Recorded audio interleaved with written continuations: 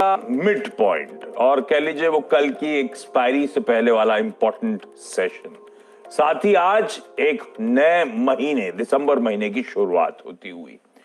इस बीच आपने इस हफ्ते नोटिस करा होगा फ्राइडे के वो मैसिव सेल ऑफ के बाद, तगड़े प्रेशर के बाद वो भरने की कोशिश कर रहे हैं, पर वो ऐसा भी नहीं है कि बॉल बुल्स के पलड़े में आ गई है। टसल कंटिन्यू होती हुई बुल्स और बियर्स के बीच में।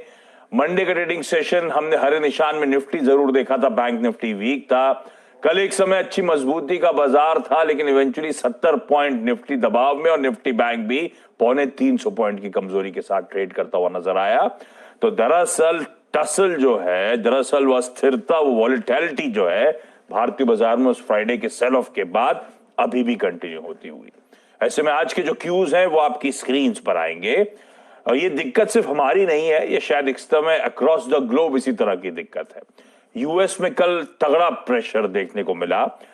वहां के बेंचमार्क्स 1.5 से 2% की कमजोरी दिखा रहे थे। क्यों दिखा रहे थे? वो ओमाइक्रॉन का वेरिएंट के इश्यूज तो अपनी जगह थे।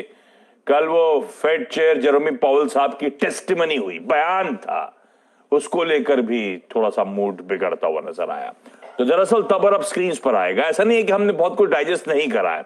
हमने कल क्लोजिंग पर ऑलमोस्ट 550 पॉइंट का डाउ कमजोरी डाइजेस्ट करी थी। 650 पॉइंट का दबाव था, थोड़ा सा ज्यादा जो डाइजेस्ट किया था, लेकिन आज सुबह डाउ फ्यूचर्स स्टेबलाइज होते हुए एटलीस्ट फ्लैट ट्रेड कर रहे हैं।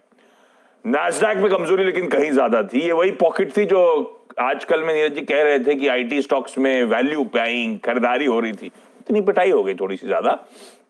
बाकी वो फेड चेयर के बयान के बाद bond yield, dollar index inch up कर रहे हैं, और इस बीच कच्चा तेल वो वायरस के डर से कह लीजिए, जो भी कह लीजिए, थोड़ा सा कूल ऑफ होता हुआ नजर आया।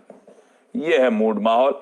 अब एशियाई पैक दिखा दीजिए और हमारा एसजीएक्स निफ्टी भी दिखा रहा है। ये जो टसल है वो अभी भी कंटिन्यू, कोई क्लियर कट सिग्नल नहीं है। एक फ्लैट ओपनिंग इंडिकेशन फिर से एसजीएक्स निफ्टी की तरफ से आते हुए।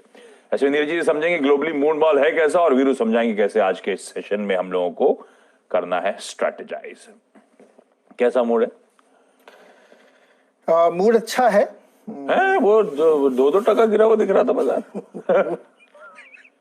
मूड अच्छा है। देखिए, अब फेड चेयरमैन ने भी ये बात मान ली है कि डेटा खराब है।